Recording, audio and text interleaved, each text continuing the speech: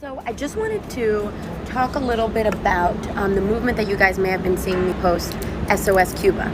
As you guys know, I am Cuban Mexican. Well, I don't know if you know that, but I'm Cuban Mexican. My mom is Cuban. I lived and was born in Cuba.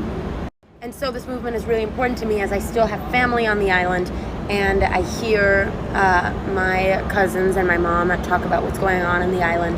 I've heard it pretty much all my life, but it's gotten really bad. A lot of people think the protests are about lack of COVID resources and medicine, which is really just the latest layer in a 62-year-old story of a communist regime and a dictatorship. 62 years Cuban people have been living under oppression. What started out as a socialist ideal of free healthcare, free education, and food for all turned into present day Cuban people have to wait hours in line at the grocery store to come in and find that basic staples like beans and rice are 10 times more than what the average even medical doctor in Cuba can afford. I hear a lot from family that I still have on the island talk about people on the island as literally just starving. People have to live on one meal a day. When you add that to the fact that Cubans' doctors are sent away to other countries while the island has very, very minimal medical resources of its own, and for 62 years there has been no freedom of speech. Anybody who speaks out against the government in Cuba is disappeared and kidnapped from their families or put behind bars.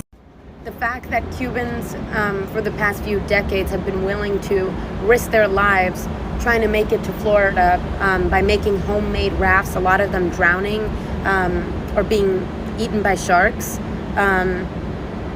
really tells you a lot about the state that Cuba is in. Also, it's very telling how fed up the people are in Cuba when they are risking their lives right now to protest the government for only the second time since the past 62 years when the dictatorship started. People, and especially young people, have taken out to the streets to chant one word: libertad, freedom. What has the government done in response?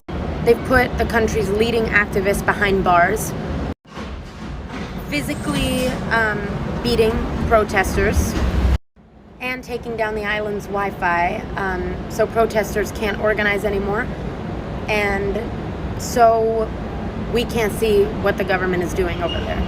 So the only way we can really help right now is to let these young protesters know that they're not alone, that they're not just shouting into a void, by spreading awareness. So as much as you can, share this video and repost hashtag